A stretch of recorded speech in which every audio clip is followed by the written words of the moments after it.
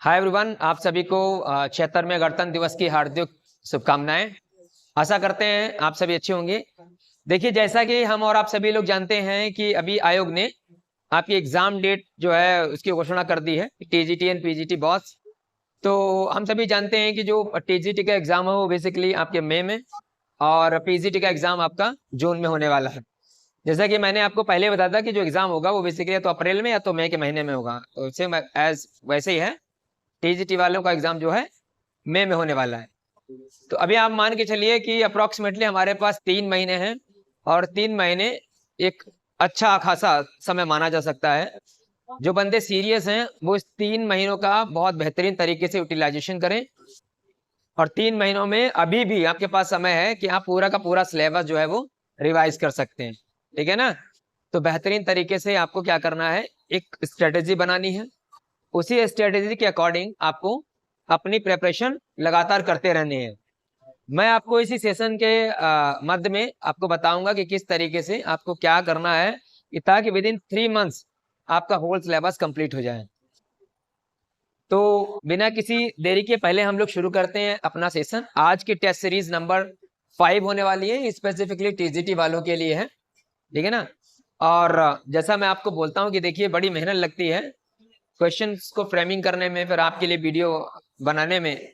तो प्लीज जब भी आप हमारे वीडियो को देखें, अगर आपको कंटेंट पसंद आ रहा है, आपको लगता है कि यहाँ से हमारे लिए बेनिफिशियल हो सकता है हमारे एग्जाम में, तो जरूर उसको लाइक कमेंट और शेयर करना ना भूलें। ठीक है ना? जितने ज्यादा आप शेयर करेंगे, जितना ज्यादा हमारे वीडियो पर व्यूज आएंगे, सब्सक्राइबर बढ़ेंगे, उसी के हिसाब से हम लोगों को भी मोटिवेशन मिलेगा। मैं आपको बता रहा हूँ, देखिए मैं आपके लिए फ्री ऑफ कॉस्ट लेकर आ रहा हूँ ये सब चीजें। ऐसा नहीं कि कोई पेड क्लासेस वगैरह है, सब आपके लिए फ्री ऑफ कॉस्ट है। और मैं आपके बेनिफिट के लिए ही अपना कीमती समय निकाल करके आपके लिए सीरीज वगैरह लेकर के आता हूँ। तो इतना आज मैं आपके लिए कर रहा हूँ, तो आपको भी थोड़ा सा तो हम लोगों का सहयोग करनी है। तो चलिए शुरू करते हैं बिना किसी देरी के। और ये रहा क्वेश्चन नंबर 1 आपकी स्क्रीन के ऊपर। पहला क्वेश्चन आपसे ये पूछ रहा है, Who said Dante and Shakespeare divide the modern world between them and there is no third? मतलब इनमें से 4 जो ऑप्शंस आप देख रहे हैं, जिसमें आपके Ben Jonson, Samuel Johnson, T S Eliot और डीएच लॉरेंस हैं, इनमें से ये किसने बोला है कि दांते और शेक्सपियर ने ही मॉडर्न वर्ल्ड को डिवाइड कर दिया है और इनके बीच में कोई भी थर्ड नहीं आता है? तो ये किसका स्टेटमेंट है? तो ऑप्शन नंबर ए में आपके Ben Jonson, option number B में Samuel Johnson, option number C में टीएस एलियट है, ऑप्शन नंबर डी में डीएच लॉरेंस है। इसका आंसर क्या होगा? तो इसका राइट आंसर होगा टीएस एलियट। ठीक है? और जब भी आपको लगे कि ये क्वेश्चन इंपॉर्टेंट है या फिर ऑप्शन में दिए गए ऑप्शन आपको लग रहा है कि इंपॉर्टेंट है, तो प्लीज उसको कहीं पर अपनी डायरी में नोट कर लें। देखिए, हम इस प्रकार से क्वेश्चंस को डिजाइन करते हैं ताकि ये डायरेक्टली और इनडायरेक्टली कहीं से भी प्रश्न आपके एग्जाम में पूछा जा सकता है। ठीक है? तो जो चीज आपको यहाँ बताई जा रही है उस पर ध्यान भी रखें, अमल भी करें। क्वेश्चन नंबर 2 है आपकी स्क्रीन पर। ये पूछ रहा है, हु सेड, किसने ऐसा बोला है कि व्हेन आई रीड शेक्सपियर, जब मैं शेक्सपियर को पढ़ता हूं, I am struck with wonder, तो मैं बड़ा ही भौचक्का हो जाता हूं, that such tribal people should muse and thunder in a lovely language. इनके कहने मतलब एक ऐसा तुच्छ आदमी, कॉमन आदमी इस तरीके से लोगों को मोहित कर सकता है और थंडर ला सकता है ऐसी प्रकार की भाषा से। इनमें से ऐसा कौन सा है? तो नंबर ए में आपके दे रखे हैं डीएच लॉरेंस है क्या, नंबर 2 में विक्टर हुइगो, बी में, ऑप्शन नंबर सी में है W H Auden and option number D में है वेन जॉनसन। तो क्या इसका आंसर होगा? ऑब्वियसली इसका आंसर हो जाएगा ए। ठीक है ना? तो इसको लगा लो इंपॉर्टेंट। इसमें फिलहाल जितने क्वेश्चंस आप देखेंगे वो सारे के सारे इंपॉर्टेंट ही हैं। ठीक है? और ये इसकी संभावना ज्यादा है कि ये हो सकता है आ जाए। हाँ, एक चीज आप पीछे और देख लो, यहाँ पर एक चीज नोट करने वाली है। अगर आपसे पूछा जाए इनमें से ऐसा कौन सा राइटर है जिसने शेक्सपियर को ट्राइबल बोला है, ट्राइबल मतलब तुच्छ बोला है, तब भी आपको आंसर डीएच लॉरेंस से लगाना है। यहां से भी इतना भी पूछ सकते हैं। ठीक, इसको ध्यान रखना अच्छी तरीके से। हाँ, अब इसमें पूछा जा रहा है इस वाले क्वेश्चन में कि भैया जी बताना है, which work of Shakespeare was attacked by Samuel Pepys. ऐसा कौन सा शेक्सपियर का वर्क है जिसको सैमुअल पेपे ने अटैक किया है? क्या बोल गए कि it is the most insipid ridiculous play that ever I सा इन माय लाइफ। मतलब ये सबसे घटिया टाइप का, इसमें कोई मजा ही नहीं है, इस वाले प्ले में बहुत रेडिकुलस है। तो ऐसा कौन सा शेक्सपियर का प्ले है जिसके बारे में सैमुअल पेपे ने इस प्रकार की बात की है? सैमुअल पेपे के बारे में आप जान लो, ये डायरिस्ट हैं। ठीक है? इवेलनी जैसे ये भी एक ग्रेट डायरिस्ट है, डायरिस्ट के रूप में जाने जाते हैं। तो इन्होंने किस वर्क के लिए बोला है ऐसा है, तो क्या वो थैलो है ऑप्शन नंबर ए में, ऑप्शन नंबर बी में किंग लियर है, एंड ऑप्शन नंबर सी में all is well that ends well है, या फिर ऑप्शन नंबर डी में आई मिड समर्स नाइट ड्रीम। कौन सा इसमें करेक्ट ऑप्शन होगा? जो स्क्रीनशॉट लेने वाले हैं वो स्क्रीनशॉट भी ले सकते हैं, और ये टीजीटी पीजीटी दोनों के लिए यूजफुल है। आपको पता है शेक्सपियर और वर्ड्सवर्थ पीजीटी में भी है, टीजीटी में भी है। तो इसका राइट आंसर क्या होगा? अब इसलिए आपको पता ही होगा, ये भी इजी है, ऑप्शन नंबर डी हो जाएगा। इसको भी थोड़ा सा हम इंपॉर्टेंट लगा लेंगे हमारे एग्जाम के पॉइंट ऑफ व्यू से। आगे बढ़ते हैं, इसमें लिखा है who gave happy ending to King Lear. मतलब इनमें से अभी जो ऑप्शन बताएंगे उनमें से ऐसा कौन सा राइटर है जिसने किंग लियर को हैप्पी एंडिंग दी है? तो ऑप्शन नंबर ए में Thomas Rymer, option number B में Nicholas Rowe, option number C में है नॉर्म टॉड, और ऑप्शन नंबर डी में है विलियम जैगार्ड। तो इसका आंसर क्या होगा? फटाफट देखिए, बताइए, वीडियो भी पॉज कीजिएगा अगर आपको लगता है। तो इसका आंसर हो जाएगा नॉर्म Tate, option number C is the right answer. देखिए, आपको बताना है इसमें से कि थॉमस रेमन ने कौन सा लिटरेरी टर्म पॉइंट किया है, और निकोलस रो के बारे में आपको पता ही होगा कि is the first biographer of William Shakespeare. तो इसमें नॉर्म टेड है। विलियम जैगार्ड के बारे में अभी आगे क्वेश्चन आने वाले ही हैं, ठीक है, देखेंगे।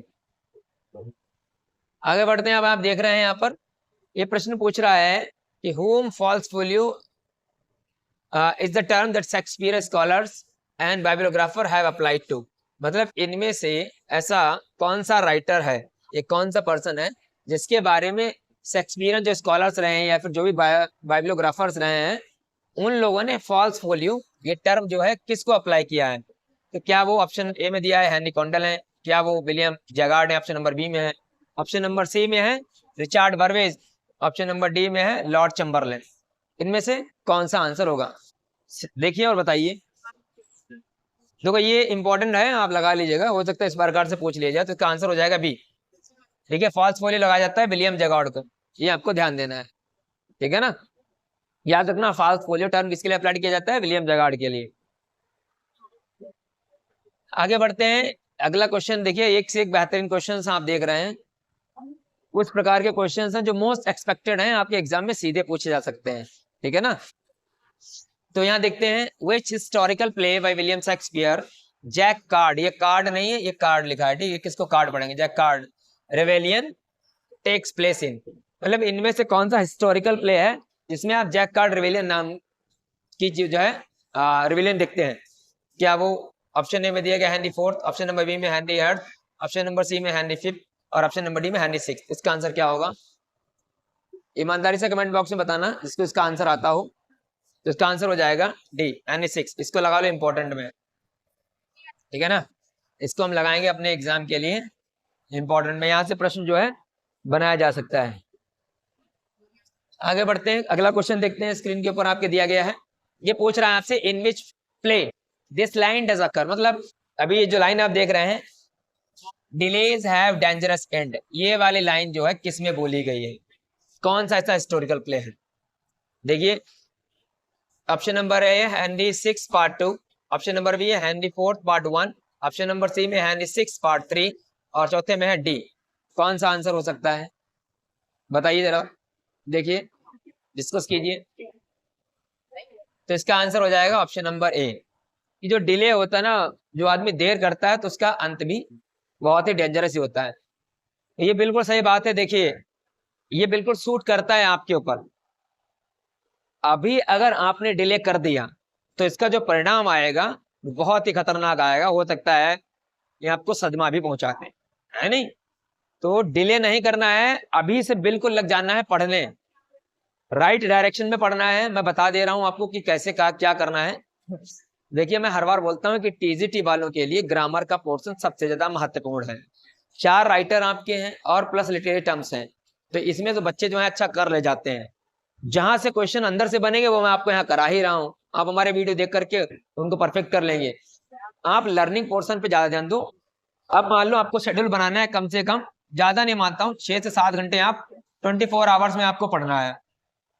अब 6 से 7 घंटे में आपको क्या करना है मैं बता रहा हूँ। कम से कम आपको 3 आवर्स हैं, 3 आवर्स आपको किस पे देने हैं? आपको वोकैब पे देने हैं, ठीक है। उसके बाद में 2 आवर्स आपको कहाँ देना है? लिटरेचर वाले पोर्शन में देने हैं, ठीक है ना। और 1 आवर आपको कहाँ देना है, ग्रामर रूल्स पर, ग्रामर के जो रूल्स हैं वहां पर। और 1 आवर जो बच्चा है, 1 आवर में आपको क्या करना है, अगर आपके पास टाइम हो तो आप प्रैक्टिस सेट लगा लीजिए। देखिए इस उम्र 3 घंटे बुकैब में लिखा है, बुकैब में आपका मैं बता रहा हूँ, इसमें एंटोनियम, सिनोनिम्स, वन वर्ड और आपका फ्रेजल वर्ब्स, इडियम फ्रेजेस सब इसी में मैंने इंक्लूड कर दिया है। लगातार आपको 3 घंटे इस पर वर्क करना है। 2 घंटे में आपको लिटरेचर देखना है और 1 घंटा आपको ग्रामर सही से देखना है, वो वाले रूल्स। और मोस्टली कौन से रूल्स जो एक्सेप्शनल हो, एक्सेप्शनल रूल्स आपको देखने हैं, ठीक है ना। आपको ध्यान रखना है सबसे ज्यादा हमें कहाँ ग्रामर ध्यान देना है, सबसे ज्यादा हमें ध्यान देना है सिंथेसिस में। आपको वहां पर पढ़ने हैं सिंपल, कॉम्प्लेक्स,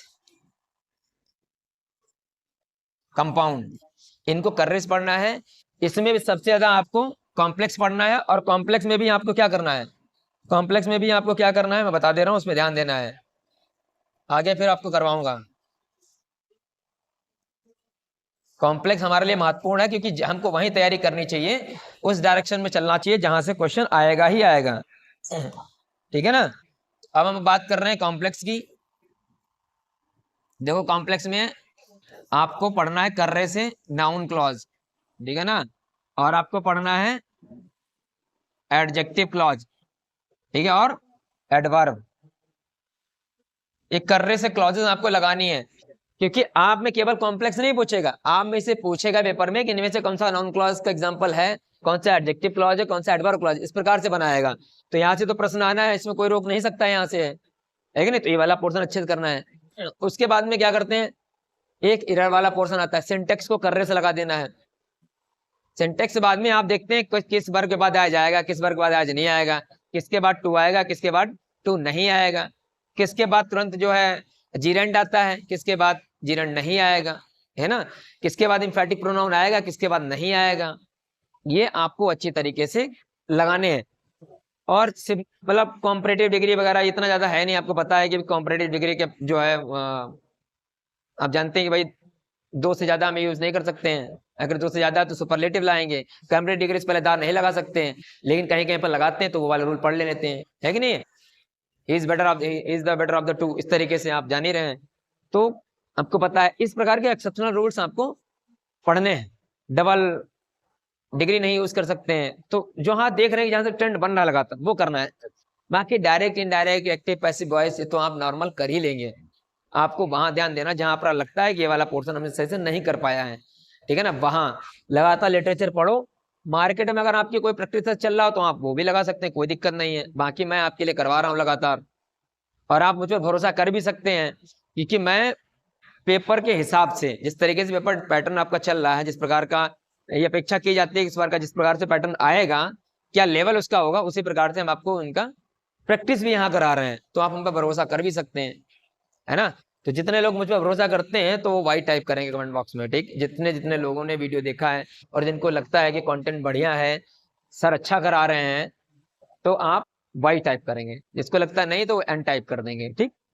कोई दिक्कत वाली बात नहीं है, थोड़ा सा पता लग जाएगा। चलिए, तो मैंने बताया ना भाई, इसका आंसर क्या होएगा, ऑप्शन नंबर ए। आगे बढ़ते हैं। और लिटरेरी टर्म्स में आपको क्या करना है, एमएच अब्राहिम, मैं मोस्ट इंपॉर्टेंट करा ही रहा हूँ, आपके पास टाइम होता है एमएच अब्राहिम भी अपना रिवीजन करते रहेगा। बाकी मैं यहाँ बीच बीच में लिटरेरी टर्म्स के जो है क्वेश्चंस भी इंक्लूड कर ही ले रहा हूँ, और बाकी मैं लिटरेरी टर्म्स का अलग से क्लास ले ही रहा हूँ। आपका जब तक एग्जाम होगा पूरा का पूरा लिटरेरी टर्म्स आपका कवर करवा दूंगा मैं, ठीक है। ये जब भी मुझे टाइम मिलता तब मैं आपके लिए यहाँ पर आ जाया करूंगा। यहाँ पूछा गया भाई, how many sons are of Titus Andronicus, जो कि एक रोमन जनरल है, उनके कितने लड़के होते हैं। तो टीटस एंड्रोनिकस आपने देखा ही भैया, ये एक ट्रेजेडी है ये विलियम शेक्सपियर जी के द्वारा। तो इस वाले वर्क में ये जो टीटस एंड्रोनिकस होता है, इसके कितने बच्चे होते हैं, टोटल पूछ रहा हूँ, नंबर ऑफ टोटल कितने बच्चे वो नहीं पूछ रहा हूँ, टोटल पूछ रहा हूँ मैं आपसे। क्या वो 4 है, क्या वो 15 है, क्या वो 20 है, क्या वो 25 है। इसका आंसर क्या होगा, ऑनेस्टली बताइएगा, पढ़ा है आपने। जिसका आंसर होगा 25, इसको लगा लो, इंपॉर्टेंट। आगे बढ़ते हैं। इसमें पूछा गया है, in which play do you find a dog named Crab, ये आपको पता होगा। इनमें से मेंशन किया गया कोई एक प्ले बताइए जिसमें कुत्ते का नाम क्रेव दिया गया हो, कौन सा ऐसा वर्क है? क्या वो टू जेंटलमैन ऑफ वरोना है, क्या वो टू नोबल किंग्समैन है, क्या भी द कॉमेडी ऑफ एरर है, या इनमें से कोई नहीं? क्या आंसर होएगा? तो इसलिए इसका आंसर क्या हो जाएगा? ऑप्शन नंबर ए। चलिए आगे बढ़ते हैं। अब इसमें ध्यान देना है, पूछा गया है, ये देखो आपका लिटरेरी टर्म्स टर्म दिया गया है, आपके एमएचएम प्राइम से लिया गया है ये। A rhyme that occurs when the final syllable in unstressed। आपको ध्यान बस देना है, फाइनल सिलेबल अगर अनस्ट्रेस्ड होता है तो उसे हम कौन सा लिटरेरी टर्म्स में काउंट करेंगे? क्या वो आई राइम होगा, क्या वो इंटरनल राइम होगा, क्या वो फेमिनिन राइम होगा, क्या फिर मैस्कुलिन राइम होगा? तो क्या आंसर इसका होगा? ये आ सकता है, मोस्ट इंपॉर्टेंट है, तो इसका आंसर हो जाएगा सी, फेमिनिन राइम। इसका अगर आप उल्टा कर देंगे, यहाँ पर स्ट्रेस कर देंगे, तो हो जाएगा मैस्कुलिन। ठीक है ना, मैस्कुलिन हो जाएगा।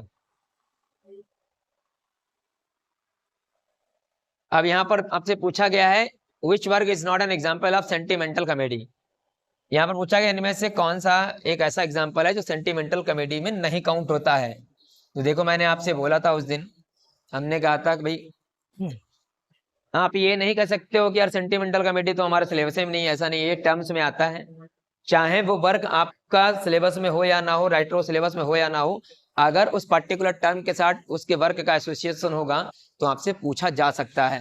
ठीक है ना, तो मैंने आपसे कहा था कि भैया जी sentimental comedy, anti sentimental comedy, restoration comedy, comedy of meaning, ठीक है ना, या comedy of manners, comedy of humour, ये सब पढ़ो, इनके जितने एग्जांपल्स हैं अलग बना के रख लो, हो सकता है आपसे पूछ ले कभी। बात समझ में आ रही नहीं आ रही? बाद में फिर कुकू मैं लेवर करते रह जाओगे, फिर आपको टाइम नहीं मिलेगा। पेपर का प्रेशर और बाहर के प्रेशर में जमीन आसमान का अंतर होता है। वहां पेपर जब आप देने जाते हैं, जब एग्जामिनेशन हॉल बैठे हैं, तो अच्छे अच्छों की हालत खराब हो जाती है, जिनकी बेहतरीन तैयारी है वो भी बेचारे जो इतना प्रेशराइज्ड हो जाते हैं को, अगर अंदर आप भूल गए एक बार कोई भी आंसर तो फिर इतनी जल्दी मेमोराइज नहीं होता है। और वहां पर तो अच्छे अच्छे जो हैं, जिनको बेहतरीन नॉलेज है, बेहतरीन तैयारी है, वो भी वहां पर सही वाला आंसर गलत करके चले जाते हैं। क्यों? और वही आंसर वो बाहर बता देते हैं, यार मैंने तो गलत कर दिया, ये तो यार सही था। भैया जी और बहनी जी, ऐसा कैसे होता है? ऐसा इसलिए हो जाता है कि प्रेशर, भैया जी प्रेशर, एग्जाम का प्रेशर है ना। तो इस एग्जाम के प्रेशर को कब कैसे हैंडल कर पाएंगे? जब आप लगातार घर में प्रैक्टिस करेंगे, लगातार प्रैक्टिस करेंगे। जितनी बार आप प्रैक्टिस करेंगे, मेमोराइज करने की कोशिश करेंगे चीजों को, फैक्ट्स को, उतना आपके लिए आसान होने वाला है। ठीक है ना। और जो नए लोग हैं, जो नई नई तैयारी कर रहे हैं, अभी भी पर्याप्त टाइम है। आपको क्या करना है भैया, लास्ट ईयर के प्रीवियस ईयर क्वेश्चन पेपर लगाओ, यूथ वाली बुक पढ़ो, उसके बाद में एक साइड बुक कोई चल रही है, साइड बुक ले लो आप। ठीक है, उसको एक बार पढ़ेंगे तो आपका बहुत बेहतरीन बेसिक तैयार हो जाएगा। उसके बाद में फिर आपको क्या करना है, ग्रामर वाले पोर्शन में, अगर ग्रामर आपका बढ़िया है तो वोकैब वाले पोर्शन में ध्यान देंगे, वोकैब दोनों बढ़िया है तो लिटरेरी टर्म्स वाले ध्यान देंगे। जहां जैसा आपका सिचुएशन है उसके अकॉर्डिंगली आपको प्लान करना है चीजों को। ठीक है, चलो। जो सेंटिमेंटल कॉमेडी का कौन सा जो इसमें एग्जाम्पल नहीं है, मैं बस आपसे यहाँ पे क्वेश्चन पूछता हूँ, जो लोग देख रहे हैं आपको बताना है कि in whose reaction sentimental comedy was brought out. Sentimental comedy किसके अगेंस्ट में, किसके रिस्पॉन्स में ये लाई गई थी। ठीक है ना, ये आपको बताना है। और ये किस सेंचुरी में famous, in which century sentimental comedy was famous, ये आपको बताना है। ठीक है ना। And also mention the two writers of sentimental comedy, दो राइटर बताने हैं आपको हैं। तो इसमें कौन सा एग्जाम्पल है देखते हैं। ऑप्शन नंबर ए में दिया गया the constant couple, option number B में the conscious lover, option number C में लव लॉस्ट शिप, और ऑप्शन नंबर डी में लव इन अ टब। तो अब इसलिए इसका आंसर हो जाएगा डी, लगा लो। आगे बढ़ते हैं। What are two works by John Milton. इसमें पूछा गया है कोई दो वर्क बताओ जो जॉन मिल्टन जी के द्वारा लिखे गए हों। तो आप देख रहे होंगे, ये तो आपको पता ही होगा, आसानी से कर भी पाएंगे।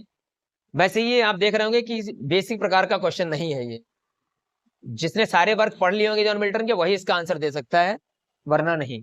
वरना ये किसी बुक में आपको ऐसे सीधा सीधा नहीं मिलेगा। तो इसमें देखते हैं, ऑप्शन नंबर दिया गया art of logic and history of Britain, option number B में दिया गया history of Britain and art of rhyme, option number C में दिया गया art of rhyme and history of England, और चौथे में दिया गया डी। इनमें से कोई है ये नहीं। तो क्या आंसर होगा इसका? इसका राइट आंसर होगा option number A, art of logic and history of Britain. अगला इसमें पूछा जा रहा है कि which statement is not true about लेसिडास।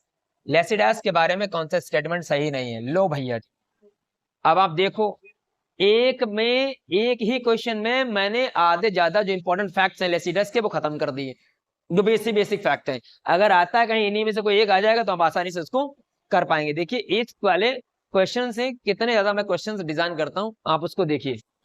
पहले इसके आंसर को देखते हैं, बाद में फिर आगे बढ़ेंगे। इसमें पूछ रहा है कि कौन सा स्टेटमेंट सही नहीं है, तो पहला पढ़ते हैं, Lycidas is written in irregular metre and rhyme. मतलब पहला ऑप्शन कह रहा है कि लेसिडास इरेगुलर मीटर में और राइम में लिखा गया क्या? ऑप्शन नंबर बी कह रहा है लेसिडास इज रिटन इन 6 सेक्शन।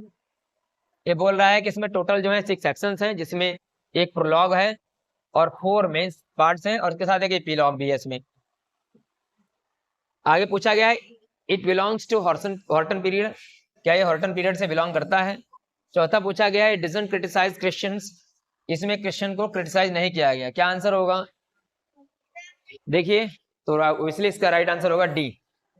इसमें एक क्रिश्चियन लिखा ना डजंट, ये क्रिटिसाइज करता है, ठीक है, करता है। तो अब आपको यहाँ ध्यान देना ऊपर वाले फैक्ट पे। देखिए यहाँ पर आपका दिमाग नहीं पहुंचा होगा, मीटर पे आपने ध्यान नहीं दिया होगा, याद रखना इरेगुलर मीटर है। पेपर में क्या कर सकते हैं, वो इरेगुलर जगह पर आपको क्या कर देंगे, रेगुलर लिख देंगे। रेगुलर लिखा नहीं, ये आपकी सीडी बैठी नहीं है कि नहीं? तो यहाँ ध्यान देना है मेरे लाल, छोटे छोटे चीजों पर ध्यान देंगे तभी आगे बढ़ पाएंगे। फैक्चुअल चीजों पर ध्यान दो, पढ़ना नहीं है, बल्कि माइन्यूटली चीजों को ऑब्जर्व किया करो, माइन्यूटली चीजों को पढ़ना सीखो। तो इसमें रेगुलर मीटर है, ध्यान देना, और राइम में लिखा गया है। अब यहाँ से क्वेश्चन बन सकता है कि how many sections are there of Lycidas, तो अब इसलिए हाउ मेनी टोटल पूछ रहा है तो 6 हो जाएंगे, ठीक है ना। और वैसे 4 मेन पार्ट है इसके, केवल 4, अगर प्रोलॉग और एपिलॉग को छोड़ दिया जाए तो कितने सेक्शन हो जाएंगे, 4, ठीक है ना। तो आपसे अगर इस तरीके से पूछ ले, जैसे कैसे, मैं यहाँ बना देना क्वेश्चन, आपसे पूछे in which John Milton's work there is an epilogue, इनमें से ऐसा कौन सा वर्क है जिसमें जॉन मिल्टन के, कौन सा ऐसा वर्क है जिसमें एपिलॉग दिया गया हो? तो आपको ऑप्शन देगा सैमसन,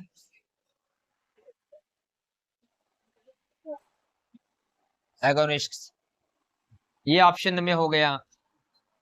ऑप्शन नंबर बी में क्या हो गया आपका, पेन से रोसो हो गया, पेन से रोसो हो गया। ऑप्शन नंबर 3 में आपका क्या हो गया, लेसिडास हो गया। ऑप्शन नंबर डी में क्या हो, ऑप्शन नंबर डी कर लो या 4 बोल लो, इसमें ले दिया पैराडाइज लॉस्ट। इस तरीके से बना सकता है, तो अब इसलिए हम कहाँ जाएंगे, ऑप्शन नंबर सी पे जाएंगे, ठीक है ना। चलिए, you all are very smart, इतना तो सब जानते हैं आप लोग।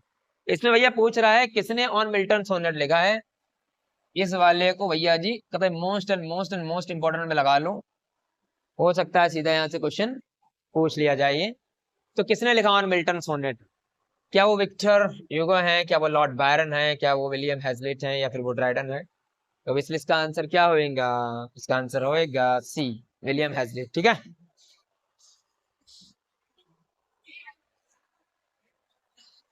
अगला देखते हैं, in book second of Paradise Lost when Saturn enters the dark hell he began to fall, वो कैरिड आउट सैटर्न। ये देखिए पैराडाइज लॉस्ट की बुक नंबर 2 की बात कर रहे हैं यहाँ पर है। जब सैटर्न हेल में जाता है और वहां पर वो गिर जाता है, तो फिर वहां से उसको बाहर कौन लेकर के जाता है, बुक नंबर याद रखना 2। तो क्या वो राफेल है, क्या वो मोलोच है, क्या वो क्लाउड ऑफ फायर है, या फिर विलेनिया है? कौन सा आंसर होगा, ऑनेस्टली कमेंट बॉक्स में बताइए जल्दी फटाफट, बोलते बोलते लगातार थक जाते हैं। क्या होगा आंसर, ऑप्शन होगा इसका सी, बाई क्लाउड ऑफ फायर। अगला पूछा गया है which of the following is not correctly matched, कौन सा इसमें भैया जी सही नहीं मिला है। अब ये 1 वर्ड है आपके, ठीक है, देखिएगा इसको एक बार अपने आप पढ़िए, फिर मैं आंसर बताऊंगा, ये आपको बताऊंगा। ऑप्शन नंबर 1 कह रहा है study of sound and sound waves, जिसमें हम साउंड की या साउंड वेव्स की स्टडी करते हैं उसे क्या बोलते हैं, एकॉस्टिक्स बोलते हैं। नंबर बी कह रहा है the science of time order, जिसमें हम जो विज्ञान टाइम ऑर्डर के बारे में बताती है उसे हम क्रोनोलॉजी बोलते हैं। तीसरा कह रहा है study of various aspects of young age, जिसमें हम यंग एज के विभिन्न एस्पेक्ट्स के बारे में अध्ययन करते हैं, उसे जेरेंटोलॉजी बोलते हैं। Study of the law of the flow of water and other liquids, बस जिसमें हम वाटर के फ्लो के या फिर अदर लिक्विड्स के बारे में, उसके फ्लो के बारे में पढ़ते हैं, उसे क्या हाइड्रोलिक्स बोलते हैं। तो आप देखिए इसमें कौन सा सही होगा। ऑब्वियसली इसका आंसर क्या होगा, सी सही नहीं मिला है। जेरेंटोलॉजी में जो वयोवृद्ध लोग होते हैं इनके बारे में बात करते हैं, तो यहाँ पर एजिंग होना चाहिए, एजिंग, ठीक है। यहाँ पर ये यंग एज नहीं होना चाहिए गलत हो जाएगा ये। अब यहाँ पर लिखा है द स्टडी ऑफ लैंग्वेजेस, इनमें से किस ऑप्शन में दे रखा है जिसके थ्रू हम लोग स्टडी करते हैं लैंग्वेज की? क्या वो फोनोलॉजी है, क्या वो मॉर्फोलॉजी है, कोई फिलाडेल्फिया या फिर फिलेट्स? तो इसलिए तो सबको पता होगा, इसका आंसर होगा A, phonology. It's phonology. Which of the following is not correctly matched? Here once again you are going to get the so many new one words. Option number A, the study of election trends, इसका psephology, मतलब कुल मिलाकर election में क्या trend चल रहा है उसके बारे में अध्ययन करते हैं, तो उसे सेफोलॉजी बोलते हैं। ऑप्शन नंबर बी में दिया है fear of dead body, dead body को देखकर जिसको डर लगता है उसे नेक्रोफोबिया बोलते हैं। ऑप्शन नंबर सी में है फियर ऑफ रिलेटिव्स, जो रिलेटिव से अगर आपको डर लगता है उसे क्या बोलते हैं, सिग्नेसोफोबिया। रिलेटिव से डर लगता है, या फिर इसमें से कोई नहीं, या फिर सब सही है? देखिए और बताइए। तो ऑप्शन हो जाएगा डी, ऑल आर करेक्ट, इसमें कोई गलत नहीं है। अब इसमें फ्रेजल वर्ब आपके सामने है, आप देख रहे हैं यहाँ पर लिखा हुआ है काम अप, इसका मतलब क्या है? ऑप्शन देखिएगा और बताइए। तो इसमें पहला ऑप्शन कह रहा है टू रिफ्यूज टू स्पीक, या फिर स्पेसिफाई, या फिर टू रिजेक्ट द लीड, या फिर एग्रीगेट, मतलब बोलने से मना कर देना, चीजों को शांत करना, या फिर आगे किसी को ले जाने से मना कर देना, या फिर चीजों को बढ़ा देना। तो इसलिए इसका आंसर हो जाएगा ए, टू रिफ्यूज टू स्पीक।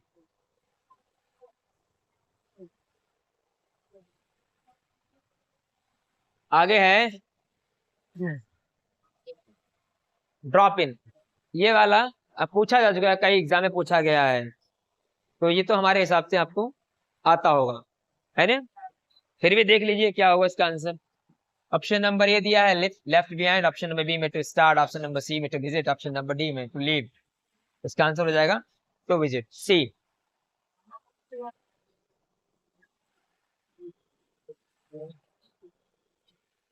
चलिए अब इसमें साइनोनिम्स पूछा गया आपसे, पूछ रहा है ऑब्डुरेट का साइनोनिम क्या होगा? क्या वो डिफिशियंसी है, क्या वो हार्शनेस है, क्या वो स्कैटर है, क्या वो रिजिड है?